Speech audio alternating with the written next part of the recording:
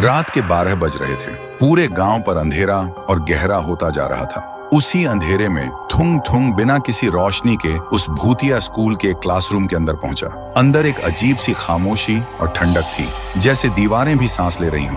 तभी उसकी नजर टेबल पर रखे उस रजिस्टर पर पड़ी। देखते ही थुंग थुंग चिल्ला उठा, कौन हो तुम? मेरी सीता ने क्या किया? सामने आओ। तभी उसके पीछे से एक आवाज आई।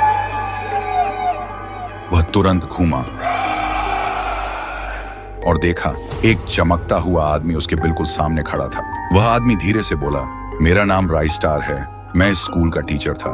मैं एक टीचर के साथ साथ एक किसान भी था। मेरे खेत का अनाज आधा मैं घर रखता और आधा बच्चों के लिए स्कूल में लाता। फिर एक दिन मैंने देखा गांव के कुछ ताकतवर लोग बच्चों के लिए रखा अनाज चुरा रहे थे।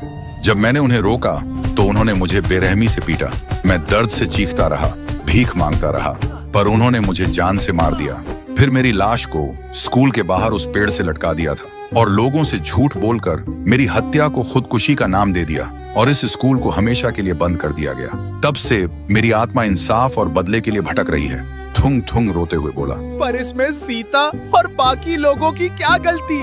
किसी और की गलती किसी और को क्यों भुगतनी पड़े? और सीता के पेट में जो मेरा बच्चा है उसकी क्या गलती है? कुछ देर तक राइस्टार चुप रहा, फिर बोला, ठीक है, अगर तुम गांव वालों को पूरा सच बता दो तो मैं कभी किसी को कुछ नहीं करूंगा। फिर सुबह थुंग थुंग ने पूरे गांव को बुलाया और सारा सच बता दिया। सच सुनकर गांव वाले हैरान रह जाता है। फिर पूरा गांव स्कूल के पास जाकर घुटनों के बल बैठकर राइस्टार की आत्मा से माफी मांगने लगता है। माफी मांगते ही वो रजिस्टर जलकर राख हो गया। उस दिन के बाद धारमपुर में कभी कोई अचानक मौत नहीं हुई और कुछ दिन बाद सीता ने एक प्यारे से बच्चे को जन्म दिया।